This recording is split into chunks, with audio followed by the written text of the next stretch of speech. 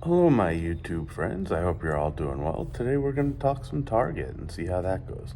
Now, today not only do I not have my microphone, but I forgot my stand, so we have this weird angle.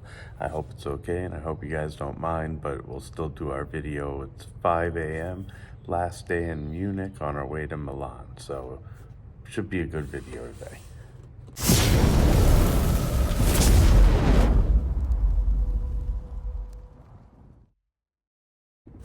Good morning. My name is Adam Kahn, and this is Investing with Adam K. I hope you're all doing well. It's a beautiful morning so far. Weather's perfect. Tiny bit of chill in the air on this Juneteenth, a holiday that's been long overdue. I don't know if the market should be closed, but really it's something that we should have celebrated a long time ago. And as old as I am, it's odd that it's only been recognized for the past few years. It's the day that we celebrate the slaves being released. And to be fair, we should have been celebrating that a long, long time ago. So it's weird that we've only been doing it a few years now. So let's talk Target, which I think is extremely undervalued right now, and I see as a great opportunity. Now, keep in mind, this is not financial advice. Please don't listen to me. I'm just talking about the things that work for me personally. You guys need to do your own research when it comes to your own investments and not listen to anybody on YouTube for that matter, as we all have different goals and aspirations in our trades. Now, I'm looking at Target recently that's had a fall off since the last earnings. They're trading at a 16 times past 12 months price to earnings ratio, and they still have growth in the future.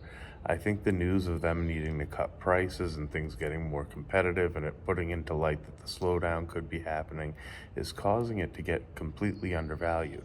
It also currently pays a 3% dividend, if I remember correctly. I'll double check and I'll come back and I'll let you guys know for sure. But Target's a great company that is growing, has plans. They're trying to compete with with Amazon with their new Red Circle program. I think they have other things that they're behind in, obviously. Amazon's obviously one of my favorites. I've talked about it in other videos. You know, they don't have the web services and all the other ancillary products that they do. But that Red Circle program is a great start in the right direction.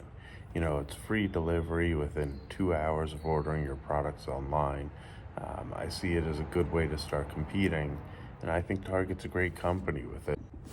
The Red Circle program shows to me that they still have people in the office generating ideas to try to continue to grow the company. That's what I like to see. I've talked about it before in Meta as well.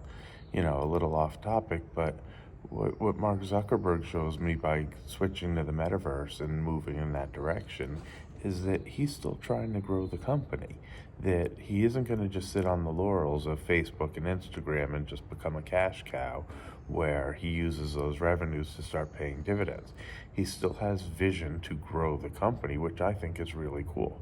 Maybe it doesn't work. Maybe people don't like the idea. The street doesn't like the spending he does in that direction.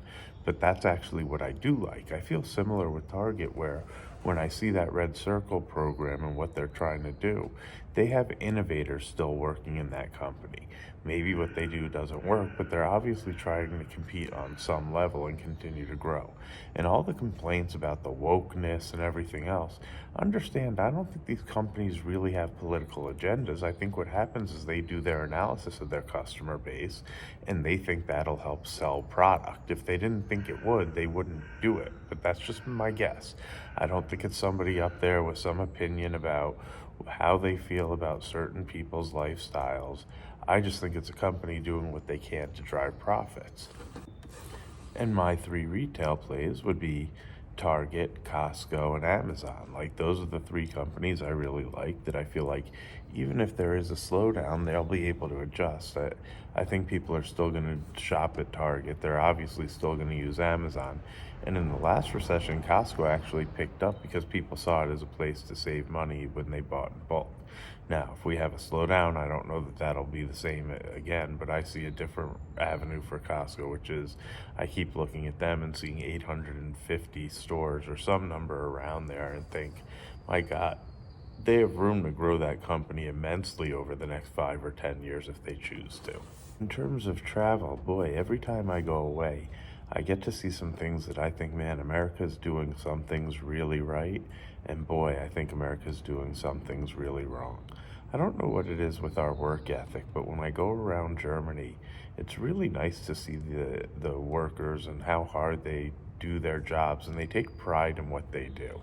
I'll make a note of a couple of things I saw. One of the bartenders at the hotel I'm staying at, it rained yesterday or the day before, and I'm watching them, and they're working behind the bar, and they all of a sudden just kind of walk around early in the morning because, like, now it's 5:30, but yesterday I was up at 6 and not too many people out, and she just goes and she grabs a squeegee and a few rags, and I'm watching what she does, and she walks outside and she starts kind of squeegeeing down all the tables, then taking the rag and going over it, squeezing them out, and just drying everything off.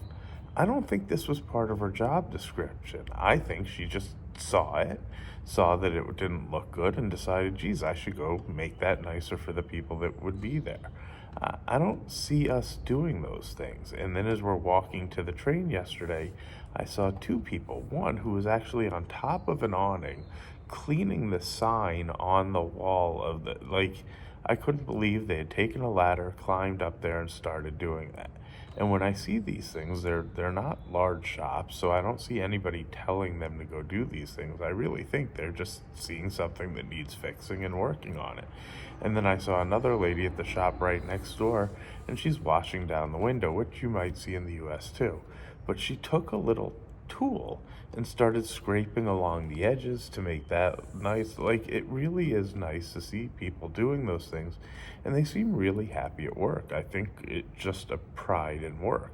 It's not about I shouldn't have to do this or I shouldn't have to do that. It's a simple being proud of what they do and doing the best job at it, no matter what that is that they're working on.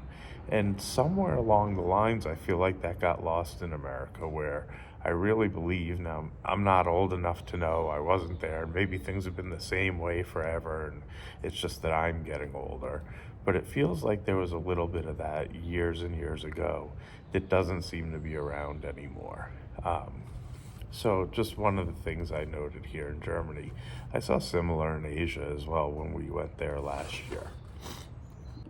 Now, don't get me wrong, it's really easy to come to other countries and see all the great things they do, because we're not really here long enough to know the problems that they have. I do see a lot of homelessness, so I'm sure that that's an issue. But again, it's not like I live here or get to talk all the time with everybody to know the things that they complain about that don't run so smoothly. So again, really easy to point to things you see that are good, but I'm sure there's some things that aren't. That work ethic, though, it's pretty cool to see. Now, I know in other videos I've mentioned how important it is to save, and I do. If my goal of the channel is to do one thing, it's to get people to invest and save for the future. It's very important. But as I've been doing this trip, it's also a recognition of how important it is to enjoy life too. My back hurts terribly.